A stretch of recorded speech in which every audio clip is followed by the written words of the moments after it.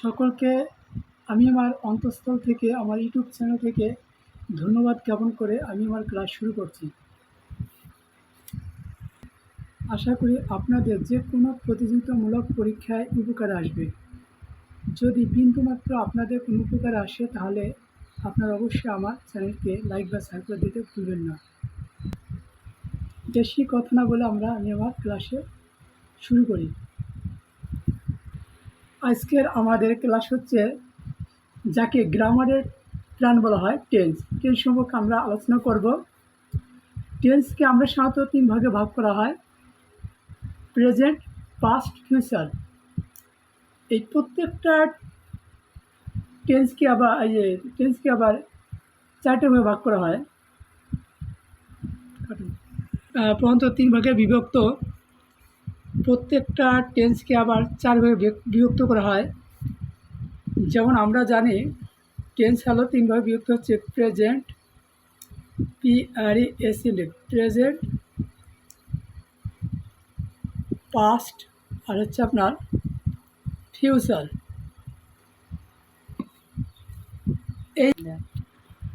এই প্রেজেন্টকে আবার চার ভাগে বিভক্ত।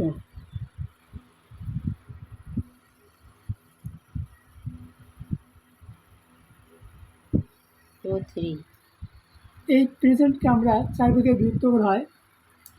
যেমন present indefinite, present continuous, present perfect, present perfect continuous.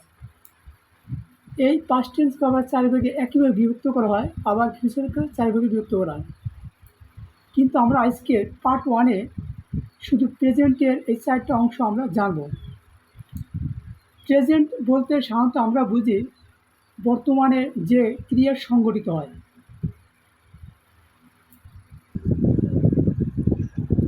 আজকের আমাদের বিষয় হচ্ছে প্রেজেন্ট ইনডিফিনিট। প্রেজেন্ট ইনডিফিনিট প্রথম হচ্ছে যাকে বলা হয় সাধারণ বর্তমানকাল। যে কাজটা সাধারণভাবে ঘটে বর্তমানে তাকে আমরা বলা হয় প্রেজেন্ট ইনডিফিনিট। প্রেজেন্ট ইনডিফিনিট অর্থাৎ প্রেজেন্ট ইনডিফিনিটের গঠন হচ্ছে সাবজেক্ট, ভার্বের ওয়ান, অবজেক্ট, এক্সটেনশন। এখন আমাদের বিষয় হচ্ছে সাবজেক্ট আর ভার্বের ওয়ান বলতে কী বুঝি আমরা। আমাদের ভার্বের ওয়ান জানার আগে আমাদের তিনটা ভার্বের ফর্ম জানতে হবে। যেমন ভার্বের ওয়ান বলা হয় কাকে, ভার্বের টু বলা হয় কাকে, ভার্বের থ্রি বলা হয় কাকে। যেমন এক্সাম্পল হচ্ছে ইট মানে খাওয়া, আর ইটের পাস্ট ফর্ম হচ্ছে অ্যাট, আর পাস্ট পার্টিসিপল হচ্ছে ইটেন। অর্থাৎ আমরা ইটকে ভার্বের ওয়ান ধরবো, আর অ্যাটকে ভার্বের টু ধরবো, আর ইটেনকে ভার্বের থ্রি ধরবো, যাকে বলা পাস্ট পার্টিসিপল। যেমন প্রেজেন্ট ইনডিফিনিট যাকে বলা সাধারণ বর্তমানকাল। এখানে আমরা ভার্বের ওয়ান জানলাম কি ইট, অর্থাৎ এর মনে রাখতে হবে আপনার প্রেজেন্ট। আর ভার্বের টু মানে পাস্ট, যেগুলো রাখতে হবে অ্যাট, আর ভার্বের থ্রি হচ্ছে ইটেন। এখন আমাদের বিষয় হচ্ছে আমরা একটা বাংলা সেন্টেন্স দিলাম। যেমন আমি আপনাদের একটা সেন্টেন্স দিয়ে সব বুঝিয়ে দেবো। আমি ভাত খাই। এখন আমাদের ভাত খাই বলতে বুঝে কি বর্তমানে খাইতেছি, ক্রিয়া বর্তমান হইতেছে, তা বুঝতে হবে এটা আপনার সাধারণ বর্তমান কাল। এখন কে খায়, যদি আমরা সাবজেক্টকে প্রশ্ন করি তাই কে খায়, আমি খাই, আই। এখন যে খাওয়ার যে ভার্ব, তা আমাদের প্রশ্ন হচ্ছে যখন আমরা বর্তমানের কথা বলা হবে সাধারণ বর্তমান, তখন আমাদের বুঝতে হবে খাই হচ্ছে ভার্বের ওয়ান ফর্ম আসবে। তা আমি ভাত খাই, তো এখানে সাবজেক্ট কী এলো, আই। এখন সাবজেক্টের পর আমাদের কী আসবে, ভার্বের ওয়ান। তা ভার্বের আমরা কী বলবো, এই খাওয়ার ভার্বের ওয়ান হচ্ছে আপনার ইট। তাই তারপর সাবজেক্ট ভার্বের ওয়ান হচ্ছে ইট। তারপর বলা হচ্ছে অবজেক্ট, মানে ভার্বের পরে যে শব্দ থাকে জাস্ট প্রিপোজিশন বাদে যেটা থাকে সবকে আমরা বলা হবে অবজেক্ট। আর প্রিপোজিশন যুক্ত যত জিনিস থাকে তাকে বলা হয় এক্সটেনশন।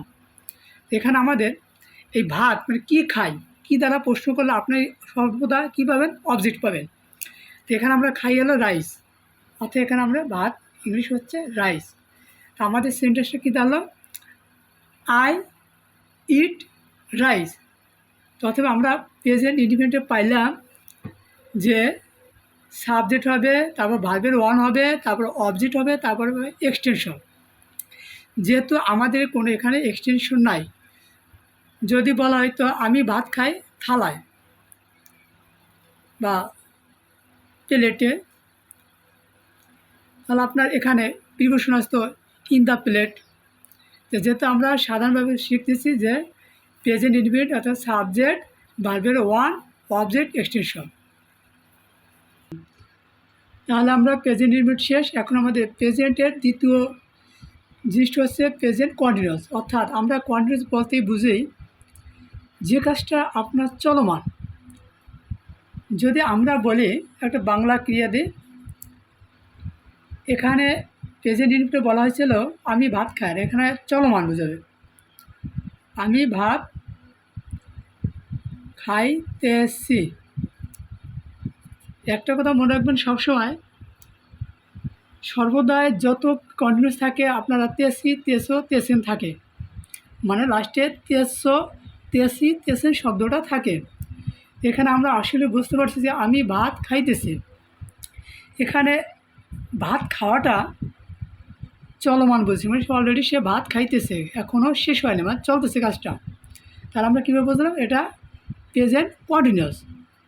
এখন যদি আমাদের বলা হয় প্রথমে সাবজেক্টকে কে খায়, আমি খাই, তা আই হচ্ছে সাবজেক্ট, তারপর এখানে একটা অক্সিলারি ভার্ব বসবে অ্যাম, ইজ, আর।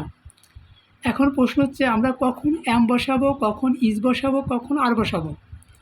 আপনারা সর্বদা মনে রাখবেন আইয়ের পর অ্যাম বসে, আর যত পৃথিবীতে থার্ড পারসন সিঙ্গুলার নাম্বার আছে ইজ বসে, আর বাকি সব আর বসে, অর্থাৎ বহু বছরের ক্ষেত্রে আর বসে। তাহলে আমি ভাত খাইতেছি, তো এখানে আইয়ের পর আমরা কি বুঝলাম, অ্যাম বসবে, আমরা অ্যাম আনলাম। তারপর বলা হয়েছে আমাদের ভার্বের সাথে আইএনজি, অর্থাৎ ভার্বের সাথে যত আইএনজি বসাবেন মনে রাখবেন সবসময় প্রেজেন্ট ফর্মের সাথে আইএনজি যুক্ত করতে হয়। তা আমাদের ভার্বের ওয়ান প্রেজেন্ট ফর্ম আছে কি ইট, তাই আমরা এখানে ইট বসাবো। ইট বসানোর পর কি যুক্ত হবে, আইএনজি, তা এর সাথে যুক্ত হবে ইটেন। এখন আমাদের আসবে কি অবজেক্ট, তো অবজেক্ট কি আমি গেল, সাবজেক্ট গেল, ক্রিয়া গেল খাইতেছে, তার অবজেক্ট কি খায়, কি দ্বারা প্রশ্ন করলে আমরা কি আসে ভাত, তো এখানে রাইস, আর আই সি, তো আমরা কী দাঁড়ালো আই অ্যাম ইটেন রাইস। অর্থাৎ এটা গেল আমাদের প্রেজেন্ট কন্টিনিউয়াস, যে কাজটা বর্তমানে চলমান। অলরেডি টেন্সে দুটো কাজ শিখছে, প্রেজেন্ট ইনডিফিনিট, প্রেজেন্ট কন্টিনিউয়াস। এখন আমরা শিখব প্রেজেন্ট পারফেক্ট। প্রেজেন্ট পারফেক্ট হচ্ছে যে কাজটা সবেমাত্র শেষ হয়েছে কিন্তু এখনও তার প্রভাব রয়েছে।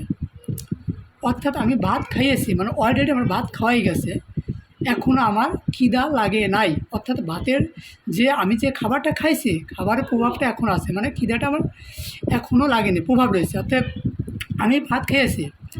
সবসময় আপনারা মনে রাখবেন এই প্রেজেন্ট পারফেক্ট টেন্সে দন্ত্যস্তয়ে আকার শব্দটা থাকে, খাইয়াছি, যাইয়াছি, গিয়াছি, এই শব্দ থাকে। তো আমাদের আমি ভাত খেয়েছি, তাই আমাদের গঠন অনুযায়ী আসবে প্রথমে সাবজেক্ট হ্যাভ বা হ্যাজ, ভার্বের থ্রি, অবজেক্ট, এক্সটেনশন। যদি আর আমি, সাবজেক্ট কী হবে আই, আইয়ের পরে কী আসে হ্যাভ বসে। একটা বিষয় আমরা জানব হ্যাভ কোথায় বসে, হ্যাজ কোথায় বসে। আপনারা সবসময় মনে রাখবেন আইয়ের পরে হ্যাভ বসে এবং বহু বচনের ক্ষেত্রে সর্বদা হ্যাভ বসে। আর যত পৃথিবীতে থার্ড পারসন সিঙ্গুলার নাম্বার আছে সর্বদা এই হ্যাজ বসে। তাহলে আমরা জানলাম আইয়ের পর হ্যাভ বসে, আর বহু বচনের ক্ষেত্রে হ্যাভ বসে, আর পৃথিবীতে যত থার্ড পারসন সিঙ্গুলার নাম্বার মানে এক বচন আছে তার ক্ষেত্রে কী বসে, হ্যাজ বসে। তাহলে আইয়ের পর আমরা কী বসাবো, হ্যাভ বসাবো, হ্যাভ। তারপর আমাদের শব্দ আছে কি ভার্বের থ্রি, আমাদের ভার্ব কী হচ্ছে এখানে খাওয়া। তা ভার্বের থ্রি আমরা অলরেডি জানছি ইট, অ্যাট, ইটেন। তা ভার্বের থ্রি কোনটা আসবে, এই শব্দটা বসবে, অর্থাৎ এই ভার্বটা বসবে। তা I have, E A T N, eaten. তাই কী দ্বারা প্রশ্ন করলে আমরা কী পাই? অবজেক্ট পাই। তা আই হ্যাভ ইটেন রাইস। তাহলে আমরা কী জানলাম? প্রেজেন্ট পারফেক্ট টেন্স, অর্থাৎ যে কাজটা অলরেডি হয়ে গেছে তার প্রভাব এখনও রয়েছে, মানে শেষ হয়নি, তাহলে আমরা সেটাকে বলবো প্রেজেন্ট পারফেক্ট টেন্স। এখন আমরা শিখব প্রেজেন্ট টেন্সের 4 নাম্বার, প্রেজেন্ট পারফেক্ট কন্টিনিউয়াস। অর্থাৎ এই প্রেজেন্ট কন্টিনিউয়াস আর প্রেজেন্ট পারফেক্ট কন্টিনিউয়াস সেম একই কোয়ালিটি, কিন্তু এখানে প্রেজেন্ট কন্টিনিউয়াস হলো চলমান জিনিসটা বোঝাবে বর্তমান। এখানে এই কাজটা চলমান বোঝাবে, কিন্তু একটা সময়ের উল্লেখ থাকবে। যেমন আমি 2 ঘন্টা ধরে খাবার খাইতেছি অথবা ভাত খাইতেছি। তা এখানে একটা সময় উল্লেখ আছে, কয় ঘন্টা? 2 ঘন্টা। খাইতেছি চলমান, তার আমাকে বুঝতে হবে যেটা সময়ের উল্লেখ থাকে তাহলে সর্বদাই প্রেজেন্ট পারফেক্ট কন্টিনিউয়াস হয়। আমি 2 ঘন্টা ধরে খাবার খাইতেছি। এখন আমাদের প্রশ্ন হচ্ছে আইয়ের পর সাবজেক্ট কী হবে? আই। তারপর আইয়ের পর আমরা জানি সর্বদাই কী বসে? হ্যাভ বসে। তারপর কি শব্দ আসবে? এটা বিন শব্দ আসবে, PNN, বিন। এখন বিনের পর ভার্বের সাথে আইএনজি। আমরা জানি পৃথিবীতে যতই ভার্ব আছে তার সাথে আইএনজি করতে হলে সর্বদা প্রেজেন্ট ফর্মের সাথে করতে হয়, অর্থাৎ ভার্বের ওয়ানের সাথে করতে হয়। তা ভার্বের ওয়ান আমরা শিখছিলাম ইট, অ্যাট, ইটেন, অর্থাৎ ভার্বের ওয়ান বলতে এইটু বোঝায়। তা এই ইটের সাথে কী হবে? আইএনজি হবে। I have been, EATING, eaten. কী খাইতেছি? ভাত। কী দ্বারা প্রশ্ন করলে আসে? অবজেক্ট, অর্থাৎ রাইস। তা I have been eaten rice. এখন এখানে সময়ের একটু উল্লেখ আছে, তাই 2 ঘন্টা, এই কারণে আমাদের এটা প্রেজেন্ট পারফেক্ট কন্টিনিউয়াস টেন্স। এখন 2 ঘন্টা, আমার প্রশ্ন হচ্ছে এখানে আমাদের সিন্স বসবে না ফর বসবে? আপনারা মনে রাখবেন, যদি একটা ফিক্সড টাইম থাকে এখানে 2 শব্দ আসে। যদি একটা ফিক্সড টাইম থাকে যে 2 ঘন্টা, 3 ঘন্টা, 4 ঘন্টা, তাহলে আমাদের সর্বদা কী আসে? ফর শব্দ আসে। তাই কয় ঘন্টা? 2 ঘন্টা, অর্থাৎ 2 ঘন্টা ইংলিশ হচ্ছে হাওয়ার, অর্থাৎ হাওয়ার হবে না, উচ্চারণ হবে আওয়ার, HOURS, আওয়ার। আমরা কী বললাম? I have been eaten rice for 2 hours, অর্থাৎ আমি 2 ঘন্টা ধরে ভাত খাইতেছি। এখন একটা প্রশ্ন হচ্ছে সকাল হতে সন্ধ্যা পর্যন্ত বৃষ্টি হইতেছে। এখানে একটা আপনারা দেখেন সময়ের একটু উল্লেখ আছে যে সকাল হতে সন্ধ্যা, কিন্তু এখানে কাউন্ট করা যায় না। আর এই 2 ঘন্টা কাউন্ট করা যায়, যেটা গণনা করা যায় সেক্ষেত্রে ফর আসে, আর যেটা আনকাউন্টেবল মানে গণনা করা যায় না সেক্ষেত্রে আমাদের কী আসে? সিন্স আসে। আমরা যদি বলি সকাল হতে সন্ধ্যা পর্যন্ত বৃষ্টি হতে, কী আসবে? যেহেতু এখানে আমাদের সাবজেক্ট নাই, তো সাবজেক্ট না থাকলে সর্বদা আমাদের কী হতে হয়? ইট, আইটি, ইট।